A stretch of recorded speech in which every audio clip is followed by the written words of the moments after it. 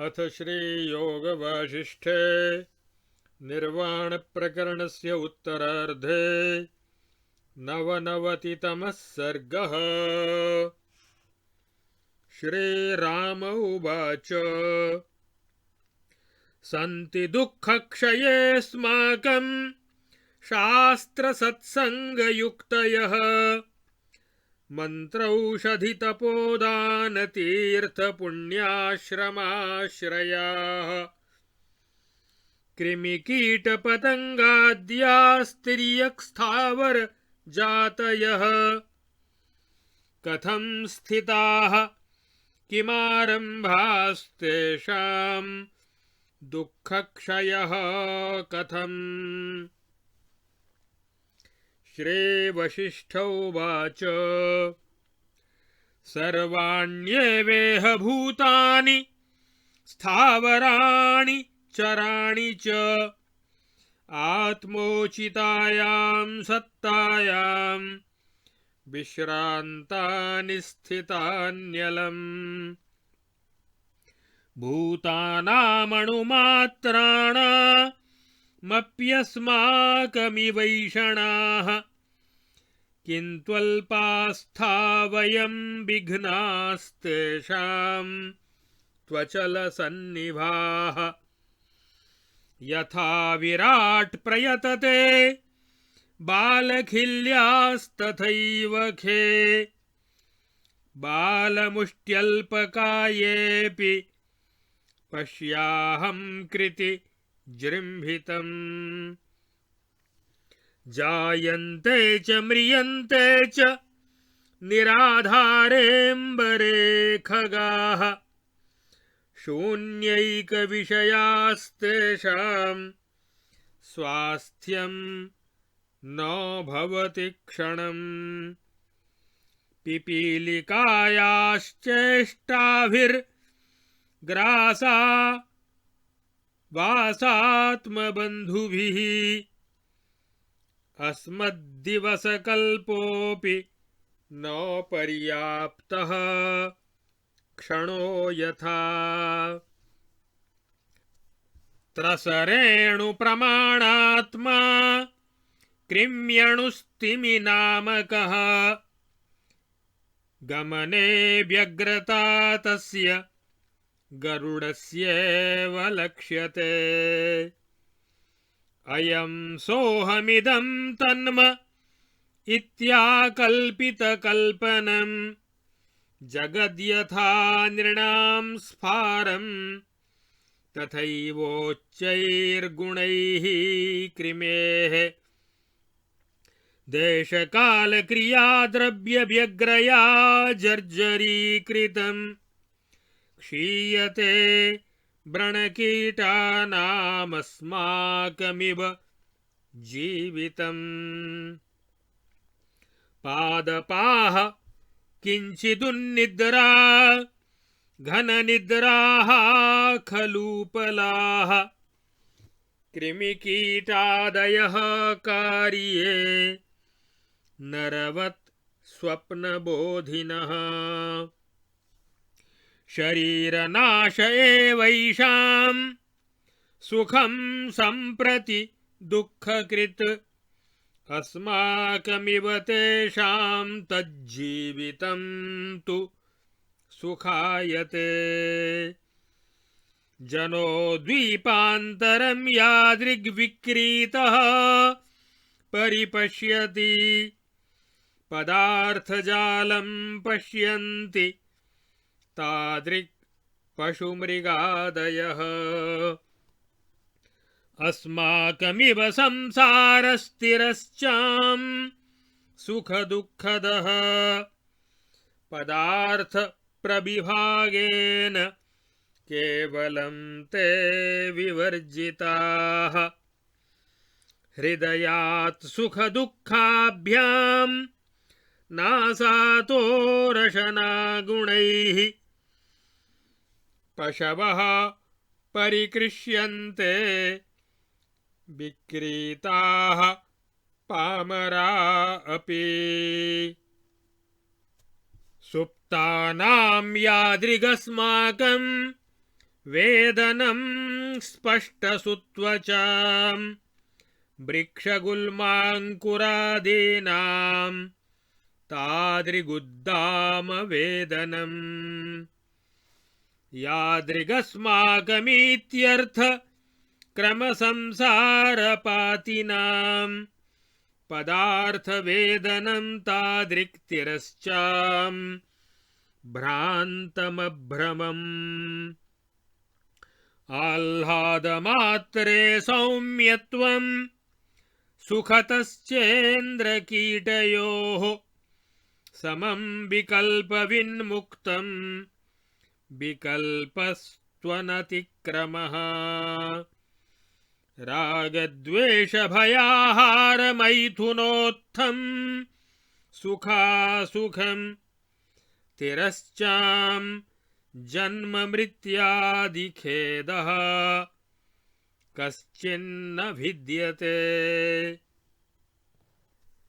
ऋते पदार्थभूतार्थभविष्यद्वस्तुबोधतः शेषं बभ्रुवहि गोमायु गजादीनां नृभिः समम् निद्रामयानां वृक्षाणां स्वसत्तामचलादयः स्थिता अनुभवन्तोऽन्ये चिदाकाशमखण्डितम् आपीन निद्रा वृक्षाद्याः स्वसत्तास्थास्तथाद्रयः जङ्गमानि चिदाकाशं नाम किञ्चित् कदाचन अखण्डचित्ता शैलादिसत्ता निद्रा च भूरुहां द्वैतोपलम्भमुक्तत्वात् खमेवैकमतो जगत् परिज्ञातं जगद् यावदपरिज्ञानसंयुतं न त्वं नाहं न चैवास्ति नास्ति न च भविष्यति यथा स्थितं सदैवेदं मौनमेव शिलाघनम् अनाद्यन्तमविच्छिद्रमनिद्रं च सनिद्रकम् पूर्वं सर्गाद्यथैवासीत् तथैवैकं समस्थितं भविष्यत्यधुनानन्तकालमेवं तथैव च नैवात्मता न परता न जगत्ता न शून्यता न मौनता न मौनित्वं किञ्चिन्नेहोपपद्यते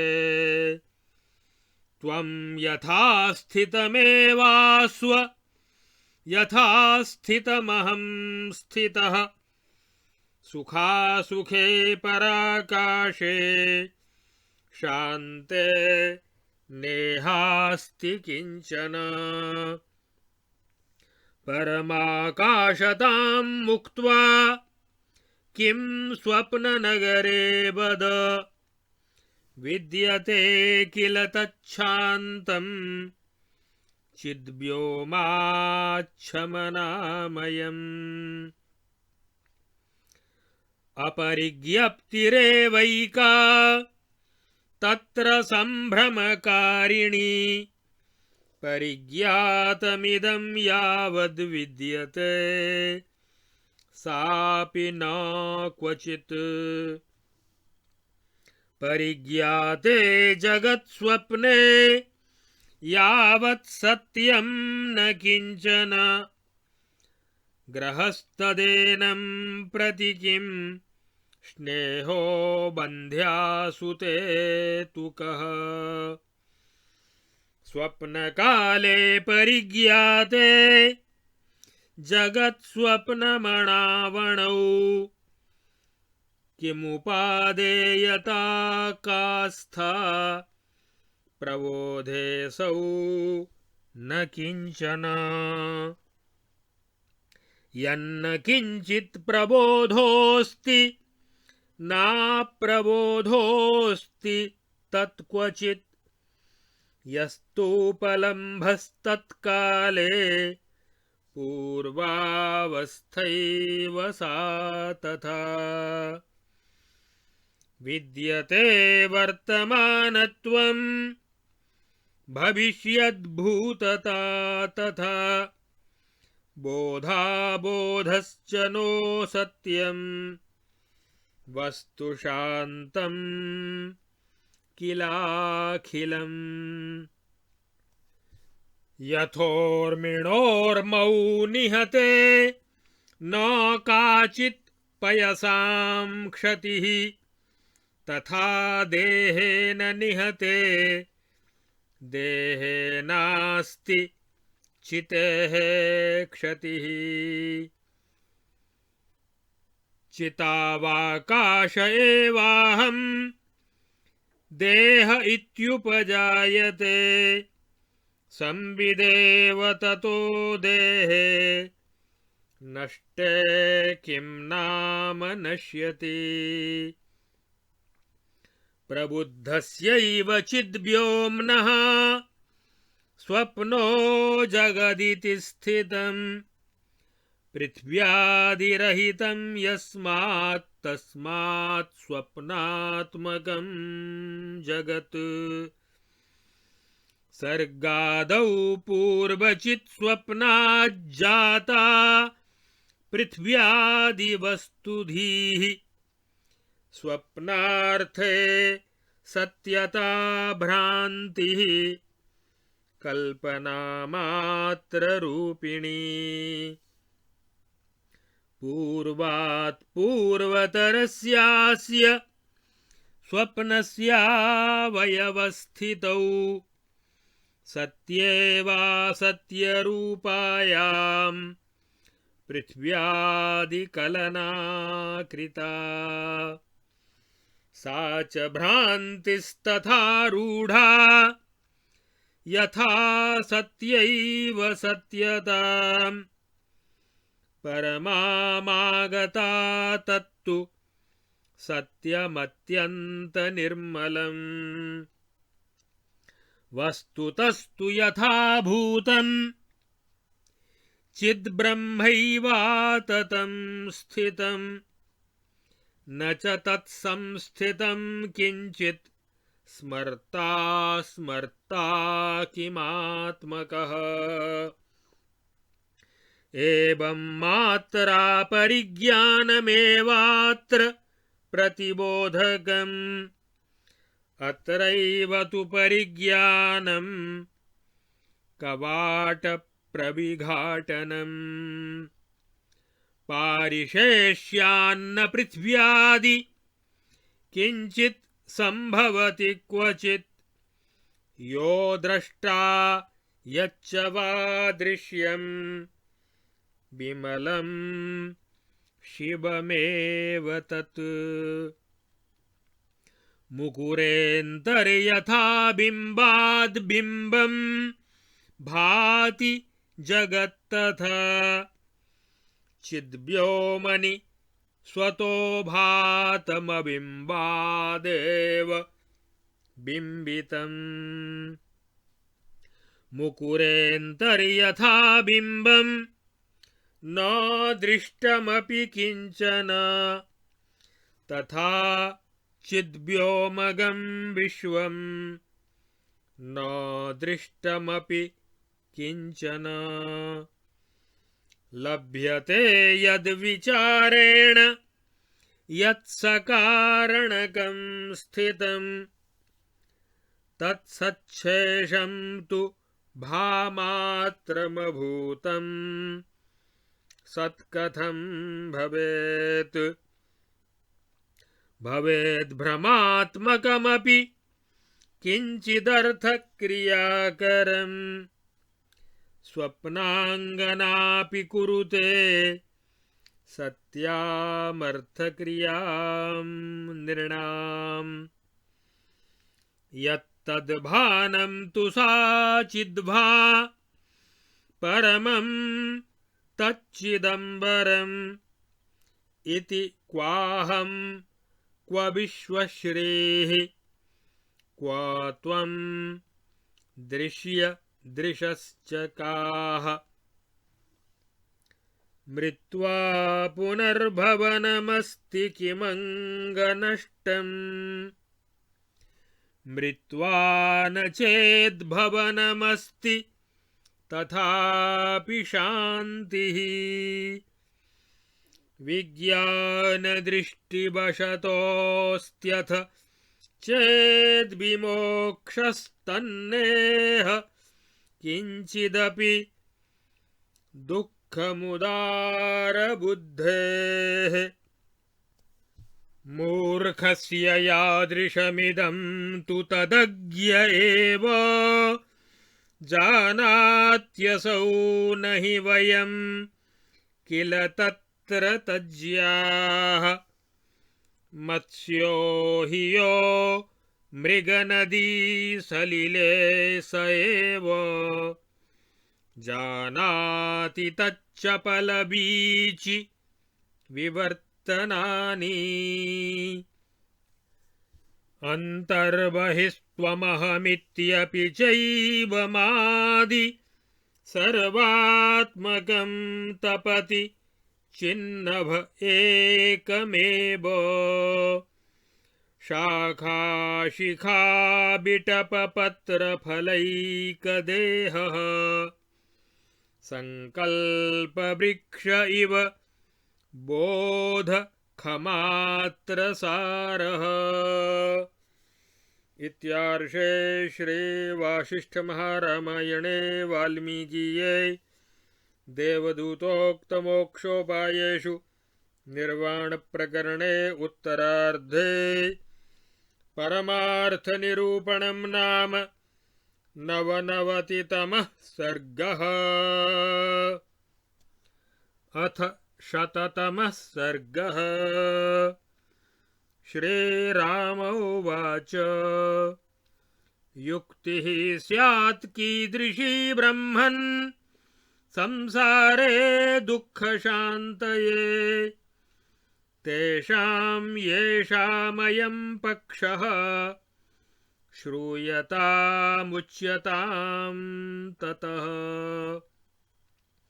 यावज्जीवं सुखं जीवेन्नास्ति मृत्युरगोचरः भस्मीभूतस्य शान्तस्य पुनरागमनं कुतः।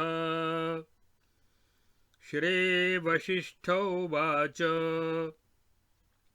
यं यं निश्चयमादत्ते संविदन्तरखण्डितं तत्तथैवानुभवति प्रत्यक्षमिति सर्वगम्। यथाखं सर्वगं शान्तं तथा चिद्व्योम सर्वगम् तदेवैक्यमथोऽद्वैतमन्यार्थस्यात्यसम्भवात्।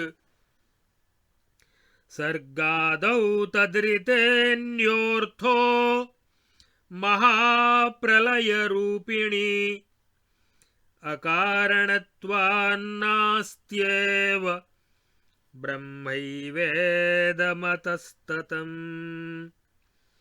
समस्तवेदशास्त्रार्थं ये महाप्रलयादि च नेच्छन्ति ते महामूढा निःशास्त्रा नोऽमृता इव। सर्वशास्त्राविरुद्धेन सर्वं ब्रह्मेदमित्यलं स्थितं सानुभवं योक्तृ येषां तैर्न कथाक्रमः। नित्या निरन्तरोदेति यादृशी संविदाशये भूयते तन्मयेनैव पुंसा देहोस्तु माथवा बोधाच्चेत् संविदो जातः स दुःखी पुरुषो भवेत् विरुद्धं वेदनं यावत् तावज्जीवोऽङ्ग तन्मयः जगच्चिद्व्योमकचन मात्रमेवेति भाविते तत्कथं वेदनं व्योम्ना बोधः कस्य कुतो भवेत् न कानिचित् प्रधावन्ति एकनिश्चयसंविदाम् पुंसां सुखानि दुःखानि रजांसि नभसामिव संवित् सत्यास्त्वसत्या वा निश्चयस्तावदीदृशः आवालमेतत् संसिद्धम् केनापह्नुयते कथम्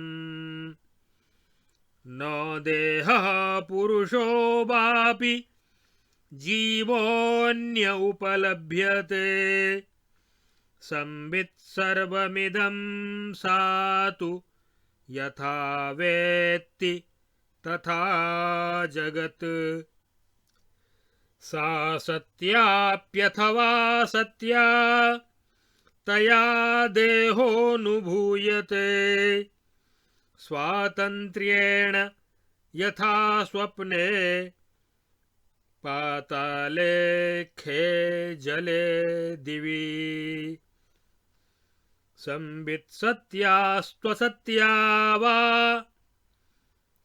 तावन्मात्रः स्मृतः पुमान् स यथा निश्चयो नूनम् तत्सत्यमिति निश्चयः प्रामाण्यं सर्वशास्त्राणामेतेनैव प्रसिद्ध्यते सर्वसिद्धान्तसिद्धान्त एष एवेति मे मतिः तस्मादबोधता यास्ते यथा संवित् तथैव सा भवत्यकलुषाकारा तथैव फलभागिनी देशकालक्रियाद्रव्यवेदशास्त्रैषणा भ्रमैः अबोधता तु या संवित् कदाचित् सा न नश्यति आविर्भवति सा भूयः क्षीणा क्षणेन चेत् तत्केन संविदो दुःखं कदा नामोपशाम्यति संविदेव नृणां जीवः स यथा दृढभावनः तथा सुखी वा दुःखी वा भवेदित्येष निश्चयः संविच्चेदस्ति तज्ज्ञानां शरणं भवभेदने नास्ति चेत्तच्छिलामूक मान्ध्यमेवावशिष्यते यत्तयैव च संवित्या वेदनेनैव लभ्यते अयं स्वभावज्ञप्त्यान्तर्जाड्यं पुंसेव निद्रया श्रीराम उवाच दिक्ष्वधस्ताच्च नान्तोऽस्य भावीनापि जगत्क्षयः अस्तीति भावितं येन संत्यक्ता भावबुद्धिना विज्ञानघनमेवेदमिति नूनमपश्यता पश्यता च यथा दृष्टं सर्वक्षयमपश्यता तस्य स्यात् कीदृशी ब्रह्मन् युक्तिराधिविनाशने इति मे संशयं छिन्धि भूयो बोधाभिवृद्धये। श्रीवसिष्ठ उवाच अत्रैकं तावदुचितं पूर्वमेव तथोत्तरं द्वितीयमुत्तरं न्याय्यं वक्ष्यमाणमिदं शृणु। ईदृग्भावस्त्वया प्रोक्तो यः पुमान् पुरुषोत्तम स तावच्चेतनामात्रं भवतीत्यनुभूयते। स चाकारविनाशेन युज्यते नात्र संशयः अथा विनाशो देहश्चेत् तद्दुःखस्यात्र कः क्रमः। भवेद्भागविभागात्म विनाशस्त्वविचारितः अवश्यं तस्य भवति किलेति ननु निश्चयः। मृतः स संविदात्मत्वाद् भूयो नो वेत्ति संश्रितिम् ज्ञानधौतानया संवित् न सा तिष्ठत्य संश्रितिः। अथवा नास्ति संवित्ति रीति निश्चयवान् यदि ततस्तादृग्वेदनतो भवत्येव दृशज्जडः। यथा वेदनमर्थेषु चित्वे देहक्षयात् क्षते मृतिरेव परं श्रेयो दृष्टं नानुभवादिति। असंभवाच्छुद्धविदो निःशरीरा भवन्ति ये जडभावा जडीभूय दुर्भेदान्ध्या भवन्ति ते। ये चापि स्वप्नपुरवत् सर्वं पश्यन्ति चिन्मयाः तेषामिदमिवाशेषं जगज्जालं प्रवर्तते। स्थैर्यास्थैर्येण भूतानां किमपूर्वमतौ भवेत् भूतस्थैर्ये तथा स्थैर्ये सुखं चैवासुखं समम्। स्थिरमस्त्वस्थिरं वापि मह्यादिमहतामपि चिद्भामात्रमिदं भाति यावदज्ञानमाततम्। संविदा सत्ता मिहाव्याप्य विनष्टया निर्णीयाङ्गीकृतं यैर्वा जाड्यं तद्वालकैरलम्। येषां विद्भ्यः शरीराणि ते वन्द्याः पुरुषोत्तमाः शरीरेभ्यो विदो येषां तैरलं पुरुषाधमैः चिद्रूपो जीवबीजौघ आकाशकृमिजालवत्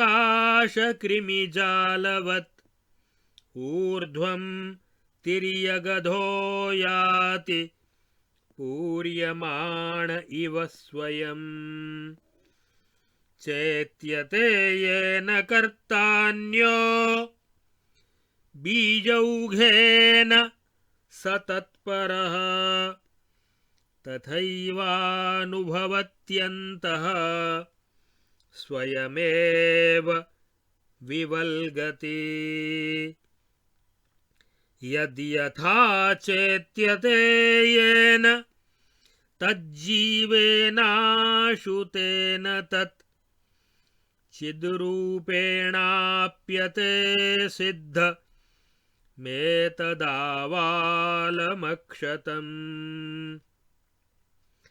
यथा धूमस्य नभसि यथाम्भोधौ महाम्भसः आवर्तवृत्तयश्चित्रास्तथा चिद्व्योम्नि संश्रितेः पुरी भवति चिद्व्योम यथा स्वप्ने नरं प्रति तथादिसर्गात् प्रभृति तदेवेदं जगत्स्थितम् सहकारिनिमित्तानि यथा स्वप्ने न सन्ति वै पृथिव्यादीनि भूतानि तथैवादौ जगत्स्थितेः अङ्गानां स्वप्ननगरे वसुधा विविधाः कृताः यास्ता एव जगत्स्वप्ननगरे पुष्टतां गताः चिन्मात्राकाशमेवेमाः प्रजाद्वैतैक्यवर्जिताः केवात्र रञ्जनान्याखे यद्वा भाति खमेव तत् चिच्चन्द्रिका चतुर्दिक्कं शीतलाह्लादकारिणी तनोति चेतनालोकं तस्येदं कचनं जगत् अद्यैवाद्यन्तयोर्व्योम्नि चिन्मये सर्गदर्शनं च्युदुन्मेषनिमेषाभ्यां खात्मोदेत्यस्तमेति च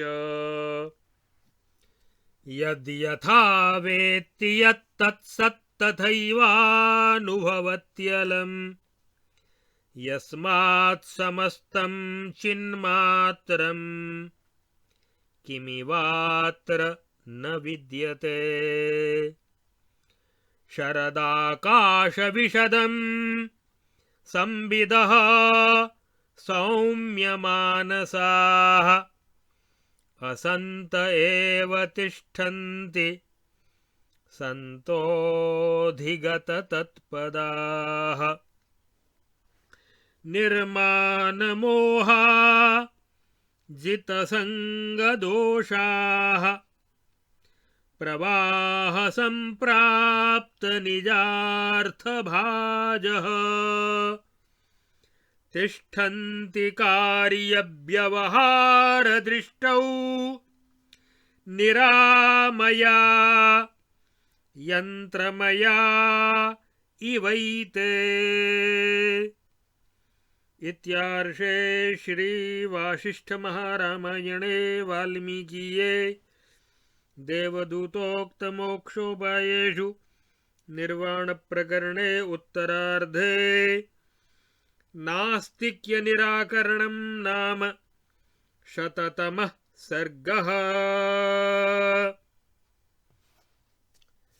अब आगे इस योग वासिष्ठ महारामायण के निर्वाण प्रकरण के उत्तरार्ध के 99 और 100वें सर्ग में सत्तत्व का विवेचन किया गया है, अर्थात परमार्थ का निरूपण किया गया है और देहात्मवादियों के मत का निराकरण इन 2 सर्गों में किया गया है। श्री वशिष्ठ जी कहते हैं, हे रघुनंदन, जो वस्तु शास्त्रीय विचार से उपलब्ध होती है तथा जिसकी सत्ता हेतुओं और युक्तियों द्वारा सिद्ध है, वही सत कही गई है। शेष सभी वस्तुएं प्रतीति मात्र हैं, सत्य नहीं है। जो उपाधियों के कारण सत्य प्रतीत होता है वह सत्य नहीं होता। निरुपाधिक और त्रैकालिक जो होता है वही सत्य होता है। जो तीनों कालों में कभी हुई ही नहीं, वह वस्तु सत्य कैसे हो सकती है? मूर्ख की दृष्टि में इस संसार का जैसा स्वरूप है उसे वही जानता है। हम लोगों को उसका अनुभव नहीं है। मृग तृष्णा की नदी के जल में जो मछली रहती है वही उसकी मिथ्या चंचल लहरों के आवर्तन और प्रत्यावर्तन को जानती होगी, क्योंकि मृग तृष्णा नाम की कोई नदी होती ही नहीं, तो उसकी मछली का अनुभव क्या और कितना सत्य होगा। इसी प्रकार तत्वज्ञानी की दृष्टि में तो केवल एकमात्र चेतनाकाश ही बाहर भीतर तुम मैं इत्यादि सब कुछ बनकर प्रकाशित हो रहा है। श्री राम जी ने पूछा, ब्रह्मन, जिन लोगों का यह पक्ष अथवा जिनका ये मत है कि जब तक जीवे तब तक सुख से जीवे, यावत जीवेत सुखम जीवेत, और मृत्यु अप्रत्यक्ष नहीं है। ये जो शरीर है यह तो जलकर भस्म होकर बुझ गया, उसका पुनः आगमन कहाँ से हो सकता है? भस्मीभूतस्य देहस्य पुनरागमनं कुतः। उनके लिए इस संसार में दुख शांति का क्या उपाय है? अर्थात नास्तिकों के लिए, लोकायतिकों के लिए दुख शांति का क्या उपाय है, ये श्री राम जी ने पूछा। इसके उत्तर में श्री वशिष्ठ जी ने कहा, हे श्री राम, संबित का जो निश्चय होता है, अर्थात शुद्ध ज्ञान का जो निश्चय होता है, वह अपने भीतर अखंड रूप से उसी का अनुभव करती है। इस बात का सब लोगों को प्रत्यक्ष अनुभव है। अंतःकरण में नित्य निरंतर जैसी बुद्धि का उदय होता है, मनुष्य वैसा ही हो जाता है। यदि संबित के बोध से पुरुष दुखी हुआ है, तो जब तक यह विरुद्ध बोध रहेगा तब तक जीव दुखमय बना रहेगा।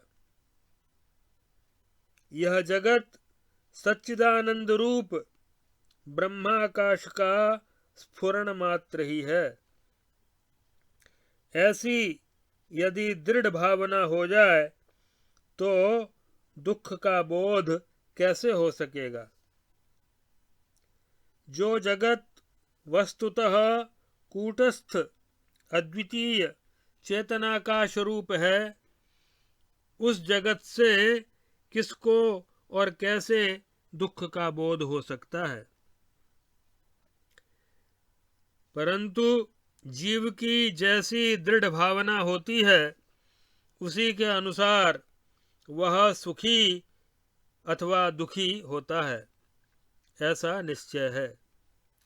जिनके मत में चेतन से शरीरों की कल्पना हुई है, वे श्रेष्ठ पुरुष वंदनीय हैं। परंतु जिनके मत में शरीर से चेतन की उत्पत्ति होती है, उन नराधमों से तो बातचीत भी नहीं करनी चाहिए। ऐसे लोग दुख से कैसे छूट सकते हैं, क्योंकि उनकी देहात्म भाव में दृढ़ आस्था है। ऐसे लोगों को दुख से कोई नहीं बचा सकता।